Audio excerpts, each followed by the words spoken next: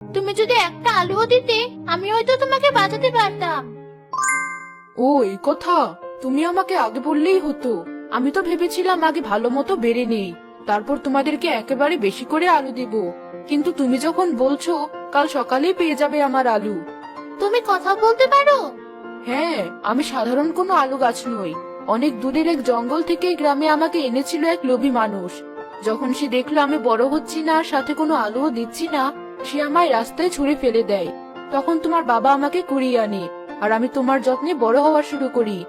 কিন্তু তুমি তো একটা আলু গাছ, কিসের লোভে পড়ে তোমাকে রাজ্যে এনেছিল ওই লোক? কাল সকালেই সব বুঝতে পারবে। এখন তোমার বাড়ি যাও।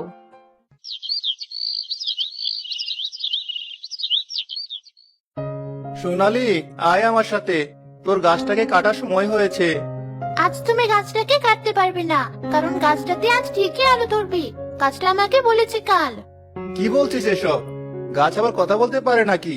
আমি জানি তুই গাছটা কাটতে দিতে চাস না, তাই বলে এসব আবোল তাবোল বলবি? এই দেখো, কথা বলতে বলতে আমরা গাছটার কাছেও চলে এসেছি।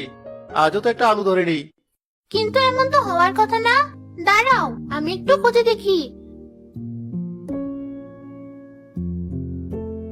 বাবা, ওই দেখো, গাছে আলুর মতো দেখতে কি যেন একটা চকচক করছে।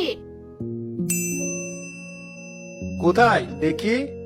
আরে, এটা তো দেখতে পুরো আলুর মতো, কিন্তু এমন সোনার মতো চকচক করছে কেন? সোনার মতো শক্তও তো দেখা যাচ্ছে। এতদিন আমাকে দেখে রাখার জন্য আর আমার যত্ন নেওয়ার জন্য আমার পক্ষ থেকে তোমাদের জন্য সামান্য উপহার। তুই তাহলে ভুল বলিসনি। গাছটা সত্যি কথা বলতে পারে। এই সোনার আলুটা বিক্রি করতে পারলে তো আমাদের আর কোনো অভাব থাকবে না। আমি আজ থেকে প্রতিদিন তোমাদেরকে সোনার আলু দেব। আজ একটা আলু দিয়েছি, কাল দুটো দেব। এভাবে প্রতিদিন আলুর সংখ্যা বৃদ্ধি পেতে থাকবে। অনেক ধন্যবাদ তোমাকে। আমরা তোমার প্রতি আজীবন কৃতজ্ঞ থাকবো। আমাদেরকে ক্ষমা করে দাও। আমরা না বুঝে তোমাকে প্রাণে মারতে চেয়েছিলাম।